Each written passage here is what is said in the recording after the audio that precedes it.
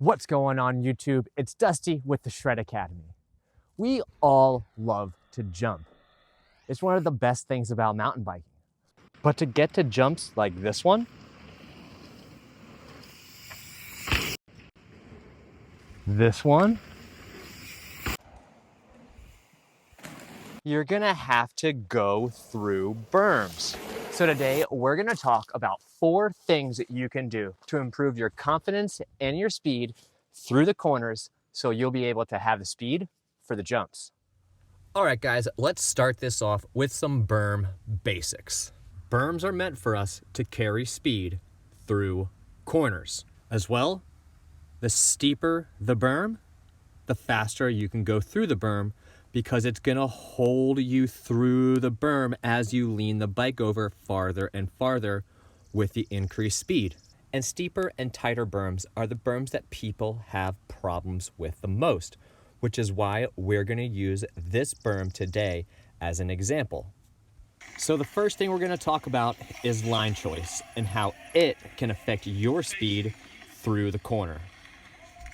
When we talk about line choice through a berm, we essentially have 3 lines. We're gonna have inside, middle, and the outside.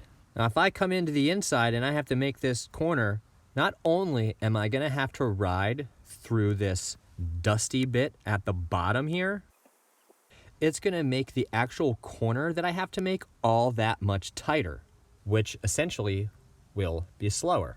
And if you enter on the inside hauling, you're gonna have to make a really sharp initial turn getting into that berm. So you're either going off the backside of the berm, washing out in the dust, or slowing way down. Even if you are going slow, I don't recommend taking this very low line because you'll have very little traction when you actually go to steer instead of almost corner. Our next line after our inside line is gonna be our middle line. Now, our middle line will definitely not only provide us more traction, this middle line is gonna produce a nice arc around the corner for you to carry speed. And then finally, you're gonna have the outside line, and it's gonna make the widest possible arc around the berm, which will allow you to carry as much speed as possible. Okay, guys, as I drew that line, notice how right here, it's super high up there. I didn't mean to put the mark all the way up there. You want to be careful about getting your tire super, super high on the berm. You don't want to be trying to ride as high and wide as possible and then your front wheel, bloop, goes off. That's going to really hurt possible collarbone breakage there, guys. But there is a sweet spot, but to ride these higher parts of these steeper berms, you're gonna need more speed. So I'm essentially saying the faster you're going, the wider you should be traveling in the berm, which brings us to another point about line choice, and it's gonna be entering the berm. Now, a lot of people are gonna be entering right here, which makes this first kind of initial turn sharp. But if I come outside, I can really soften up that initial turn and carry more speed into the beginning of the corner. Even if you aren't going mock turkey, you can start wide, make the first corner, and then cut down to the lower part of the berm and then increase your speed as you exit. But if you're just going really, really fast, you can continue that line on that high part of that berm and make it all the way to the end, riding that spot of the berm.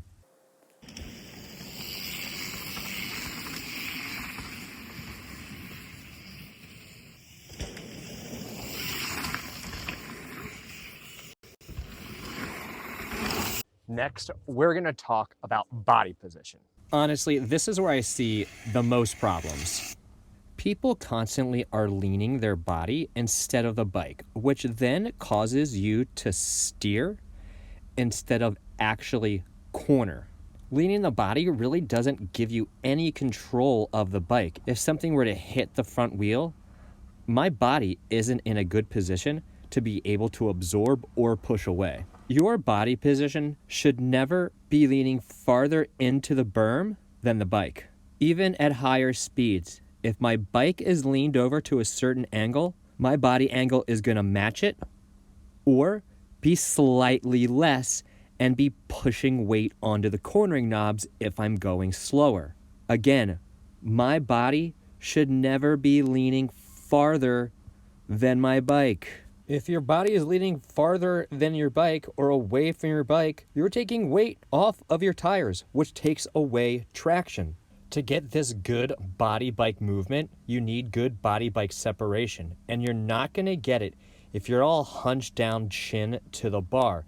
That's going to really leave you with no room to kind of move the bike to the side or absorb things or push away from them. Bring your body back off of the bars. Make sure that there's plenty of body-bike separation so that you can lean your body appropriately for grip.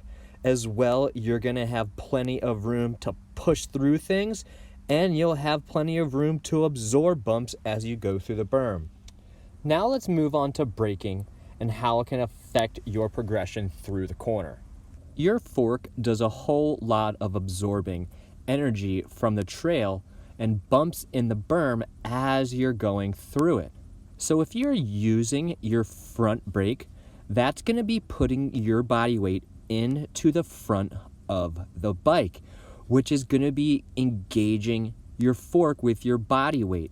So then your bike won't be able to eat up the bumps in the trail as efficiently if it would be if your body wasn't being pushed forward and it was just situated over the bottom bracket. The fork would be able to use its suspension a whole lot more efficiently to eat up the bumps in the berm. As well, as you're going through the berm, you can feel the G-forces pushing you down into the berm. So if you're using this front brake, you're already going to be pushing your front weight forward, and you're going to be essentially helping the G-forces push you down into the berm when you're trying to keep your weight up out of the berm. You want to get all your heavy braking done before you actually enter the berm. If you're doing any heavy braking in the berm, that's going to take away your suspension's ability to help absorb the bumps, and it's going to make it harder for you to control the bike. Get all your heavy braking in right before the entrance of the berm. Once you enter the meat of the berm, try to let go of that front brake and modulate your speed with the rear brake. But don't lock up that rear brake. That's what creates braking bumps. All right, guys, last but not least, probably one of the most important things you can do to improve your cornering: vision, where you're looking. Let's get after it. How are you supposed to be able to see where you're going if your head's not up? You have to look through the berm. Listen, guys, if your head pointed down and your eyes are looking directly in front of the rear tire, you can't anticipate what's coming up. You're just anticipating what's right here, which makes your traveling through the berm a whole lot wiggly. Look, I don't even know that I'm traveling up to the top until it gets in my field of vision, and then I turn the wheel and go, oh, we got to go back down. As you're entering the berm, you should be looking at the entrance. Once you're in the entrance, you should be looking at the middle of the berm. Once you're at the middle of the berm, you should be looking at the exit, because you can anticipate what's going to happen because you've already seen it. Well, guys, that's it. I hope you found this episode informative and your next corner is faster and more confident. If you liked the video, please let me know in the comments. And always make sure to like, share, and make sure your friends are subscribing. We got to hit 10K, baby. Don't forget that our channel survives by its patrons. So go hit the link in my description and become a Patreon today. If you'd like to get me a couple gallons of gas, please use my Venmo and PayPal link in the description as well. Now, if I don't see you until the next time, guys, make sure to ride hard, ride safe, and be kind to everybody on and off the trail. If I do see you out here in the wilderness, make sure to come say hello. But until that time, guys, rubber side down.